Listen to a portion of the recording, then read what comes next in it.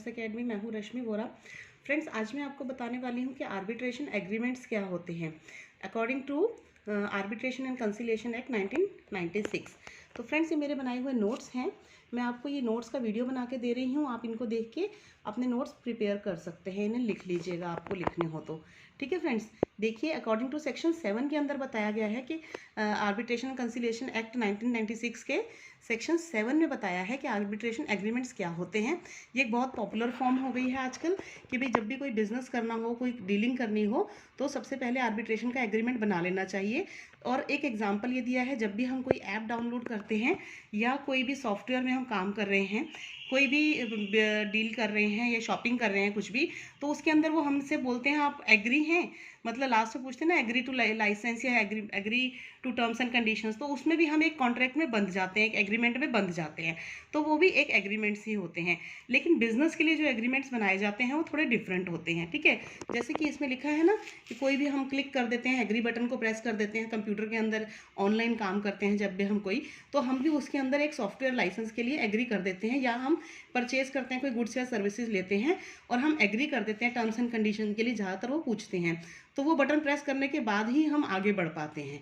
ठीक है ना, कोई बिजनेस कर रहे हैं या बैंक की कोई ट्रांजैक्शन भी कर रहे हैं, तो हर एक में ये एग्री लिखा जाता है, और वो उसमें कहने का मतलब ये होता है कि आप उनके एग्रीमेंट के साथ बंध गए हैं। ठीक है, तो वैसे ही इसके अंदर आगे उसके बाद बताया गया है, लेकिन जब आप बिजनेस करते हैं तो उसमें एग्रीमेंट कैसा होता है, तो आपको कौन से एग्रीमेंट्स को साइन करने चाहिए, कौन से नहीं करने चाहिए, तो ये आप वीडियो देख के अपने नोट्स बना सकते हैं। देखिए, इसमें लिखा है कि एग्री करने से आर्बिट्रेशन में तो आप एक सर्टेन राइट्स से आप बंध जाते हो, जिसमें कि बेनिफिट्स भी होते हैं।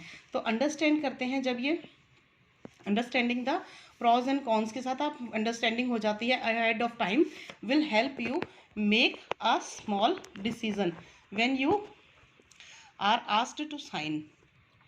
ठीक है फ्रेंड्स, तो ये आपको इसका मीनिंग समझ में आ गया होगा। मैं आगे इसका बताती हूँ कि आर्बिट्रेशन एग्रीमेंट होते क्या हैं। देखिए, what is an arbitration agreement, होता क्या है। Before arbitration can go forward, हो जाने से पहले the parties must have agreed to arbitrate the dispute, मतलब बिजनेस करने से पहले पार्टीज जो हैं उनको एग्री होना पड़ता है कि हम आर्बिट्रेशन में जाएंगे। Arbitration agreements are usually signed at the beginning of a business relationship long before there is a disagreement, मतलब कोई भी झगड़ा होने से पहले स्टार्टिंग में ही आप एक आर्बिट्रेशन एग्रीमेंट साइन कर लेंगे तो आपको बाद में दिक्कत नहीं आएगी।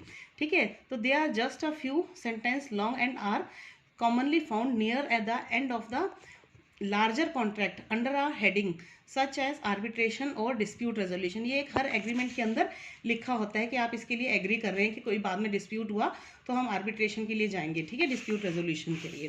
तो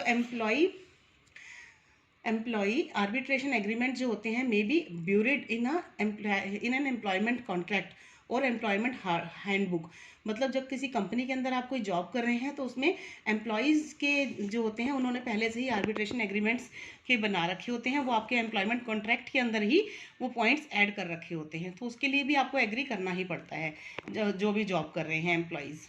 ठीक है फ्रेंड्स, और इसमें फिर ये लिखा है कि आर्बिट्रेशन जो क्लॉज है will typically say that all disputes arising under the larger contract will be submitting to binding arbitration, मतलब बाइंड हो जाएंगी आप उसको डिस्प्यूट को के लिए, लार्जर कॉन्ट्रैक्ट जो भी बनेगा। ठीक है, जब आप सबमिट करेंगे तो आप बाइंड हो जाएंगे, जुड़ जाएंगे उस कॉन्ट्रैक्ट के साथ। Sometimes a contract will say that only certain disputes will be arbitrated. इसमें ये भी कहा जाता है कभी कभी कि भाई आप जो कोई भी डिस्प्यूट होगा तो कोई डिस्प्यूट ही आर्बिट्रेटेड हो पाएगा, अदरवाइज सारे नहीं हो पाएंगे। तो कभी भी आप कोई भी एग्रीमेंट साइन कर रहे हैं या कोई भी आप डॉक्यूमेंट साइन कर रहे हैं तो उस पर आप पढ़ के कीजिएगा कि उसमें नीचे लास्ट में क्या लिखा हुआ है, एग्रीमेंट के बारे में क्या लिखा हुआ है, ताकि आपको पता रहे। और एक कॉपी जरूर आप अपने पास रखिएगा। तो लास्ट में लिखा है द एग्रीमेंट में also say how the arbitration will be conduct, कैसे किया जाएगा उस एग्रीमेंट में लिखा जाता है, और ये स्पेसिफाई करेगा कि कुछ आर्बिट्रेशन के रूल्स क्या हैं, और जैसे कि अमेरिकन आर्बिट्रेशन एसोसिएशन जो है उनके रूल्स होते हैं, एंड इट में से whether there will be one arbitrator और पैनल ऑफ आर्बिट्रेटर, उसमें ये भी लिखा जाता है कि आर्बिट्रेटर्स कितने होंगे, एक होगा या ज़्यादा होंगे। उसके बाद अब मैं लास्ट में एक ये थोड़ा सा और पॉइंट है आपको बता देती हूँ। द एग्रीमेंट में also specify how the arbitrator will be chosen, arbitrator choose कैसे किया जाएगा, और the parties to a dispute में also agree to arbitration after a conflict has arisen, अगर कोई कन्फ्लिक्ट आ जाता है तो डिस्प्यूट कैसे सॉल्व करेंगी पार्टीज, और even after a lawsuit has been filed, अगर लॉ का सूट मतलब केस सूट अगर हमने कोर्ट में भी फाइल कर दिया तो भी कैसे होंगे। तो आपको ये वाले नोट्स आर्बिट्रेशन एग्रीमेंट के समझ में आ गए होंगे। आर्बिट्रेशन एग्रीमेंट होता क्या है, ठीक है फ्रेंड्स। तो अगर आपको ये नोट्स आपको पसंद आए हो तो आप इसको नोट कर लीजिएगा। अब मैं इसके बाद आपको आर्बिट्रल ट्रिब्यूनल के बारे में बताऊंगी कि ट्रिब्यूनल क्या होता है, उसमें अपॉइंटमेंट्स कैसे होती हैं, वो नेक्स्ट सेक्शंस में बताऊंगी। Thank you. अगर ये पसंद आए तो लाइक ज़रूर कर दीजिएगा। Bye bye, take care.